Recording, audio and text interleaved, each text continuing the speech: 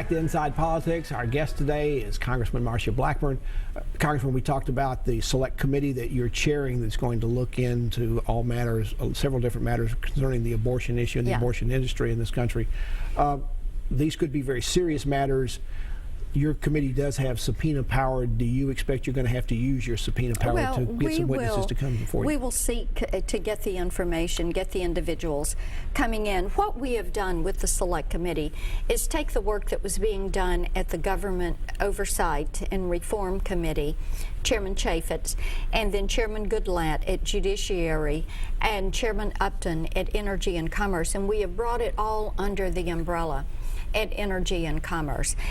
We will continue to build off that body of work, and of course we would prefer to have individuals come to us willingly if we have to subpoena in order to get records. To figure all of this out, we will. Sometimes there are other ongoing investigations that might be being done by law enforcement agencies. Are you aware of any of those at this point that might be getting in the way of what you're trying to do too? And sometimes that creates a problem. I am not aware of any that are ongoing or that might be in the way. Sometimes there are also requests when people come with sensitive information that they want immunity from what they're going to testify about. You probably have the right to do that. What's going to be your attitude about entertaining immunity requests? Our goal is to get the information.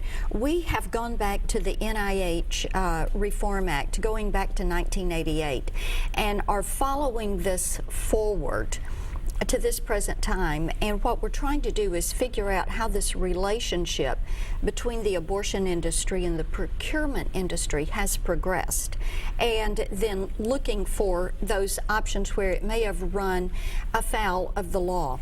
And what we will do is go in, and if we can willingly get the information, we will. If we have to subpoena it, we will. But what we want to do is make certain we complete the task and that the law is cleaned up and any loopholes are closed. Two more questions. In these sorts of situations, there's always the question about budget. Already there's somewhat of a controversy. I think you have about a $300,000 budget. There have been some reports. I think USA Today had a story that said your staff people were saying, well, that may not be enough.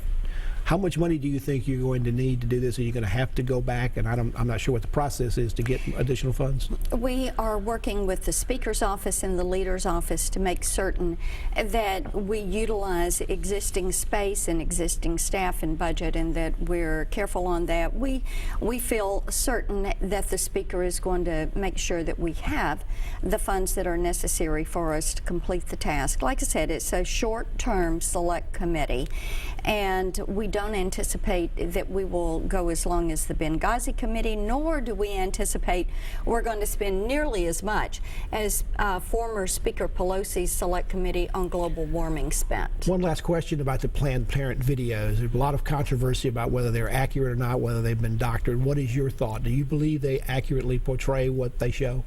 I do. I think that the forensic work that has been done on those shows it by outside sources, and it shows that they are true videos. I think it's very informative too to go through and read the transcript. I've looked at the videos, but I'm going back through and reading the transcripts. I'm one of those. I like to read it and mark it, and I've been doing that. Pardon me, and I've found it to be very helpful. Let's move to some legislation that's been moving through the House. It seems the House is a lot more active, Congress in general more active after the change in leadership in the House. One of the changes was a bill that passed, I believe now, was passed at least the House and probably will pass the Senate, that would change the education laws in the country, that it would amend No Child Left Behind.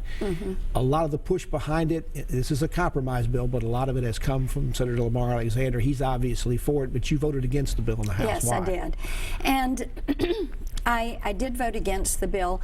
It's one of those that in my district, my county and state elected officials were calling and saying, don't support this bill. They felt as if it was a missed opportunity. They didn't like the provision of mandatory pre-K. Some of our counties said that would be difficult for them to provide that, and they asked for a no vote, so I voted no. You also voted no about a bill that I think the Congress passed in just the last few days that would do a multi-year infrastructure mass transportation program. there's a lot of need in the country to do Absolutely. infrastructure work, and actually you voted for an issue that had nothing against it, for an issue that had nothing to do directly with the bill. Right. We were so disappointed they put the Export-Import Bank, which we were opposed to the reauthorization of that bank, and the body of the House, the majority of Republicans in the House, didn't support the reauthorization of the Ex-Im Bank.